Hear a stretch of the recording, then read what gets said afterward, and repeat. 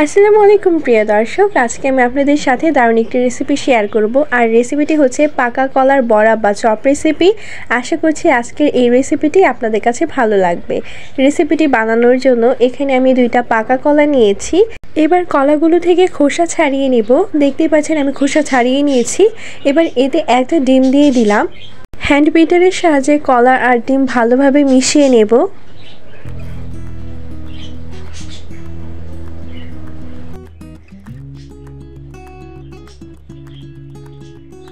মিশানোর এই পর্যায়ে মেজারমেন্ট কাপের হাফ কাপ পরিমাণ চিনি দিয়ে দিলাম। আপনারা যতটুকু মিষ্টি খেতে পছন্দ করেন সেই অনুযায়ী চিনিটা দিয়ে নেবেন। এবার নেড়ে চিনি কলার সাথে ভালোভাবে মিশিয়ে নেব।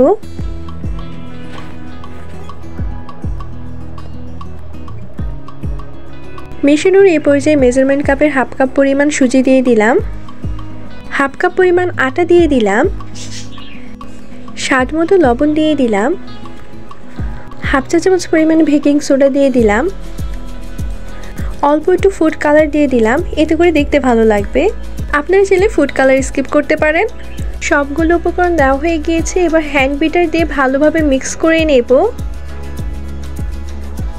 মেশানোর এই পর্যায়ে 2 টেবিল চামচ পরিমাণ গুঁড়া দুধ দিয়ে দিলাম। গুঁড়া দুধ দেওয়া হয়ে গেলে মিশ্রণটা আবারও ভালোভাবে মিশিয়ে নেব।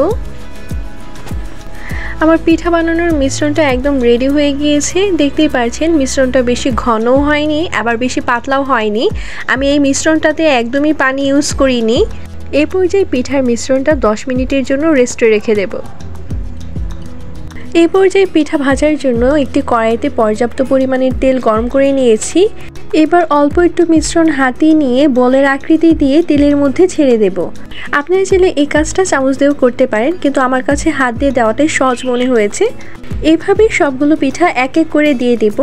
আর ভাজার সময় অবশ্যই পিঠাগুলো চুলার আঁচ মিডিয়াম রেখে ভাজতে হবে। আপনারা যারা এখনও আমার চ্যানেলটি সাবস্ক্রাইব করেননি তারা অবশ্যই আমার চ্যানেলটি সাবস্ক্রাইব করে দেবেন। আর চ্যানেলটি বেশি বেশি করে বন্ধু বান্ধবের সাথে শেয়ার করবেন যাতে সকলেই রেসিপিটি দেখতে পারে।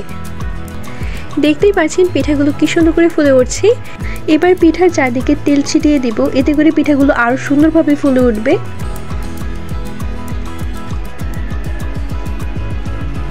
এক পাশ ভালোভাবে ভাজা হয়ে গিয়েছে। এবার উল্টে দিয়ে আরেক পাশ ভালোভাবে ভেজে নেব। পিঠার এক পাশ কিন্তু খুব সুন্দর একটি কালার চলে এসেছে, আরেক পাশও ভালোভাবে কালার চলে আসা পর্যন্ত ভেজে নিব।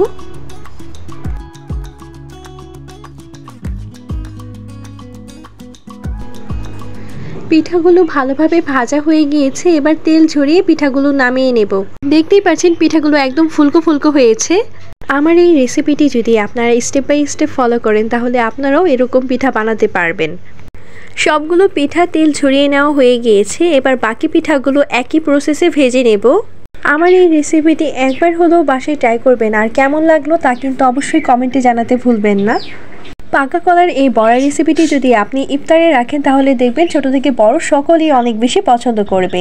আপনাদের দেখার সুবিধার্থে আমি পিঠাগুলো পরিবেশন করে দেখাচ্ছি। দেখুন পিঠাগুলো কতটা নরম ও তুলতুলে হয়েছে। এরকম সহজ ও ইউনিক রেসিপি দেখতে চাইলে গ্রামীণ কিচেন উইথ আঁখি চ্যানেলের সাথেই থাকুন। আজকের মতো এখানেই বিদায় নিচ্ছি। আল্লাহ হাফেজ।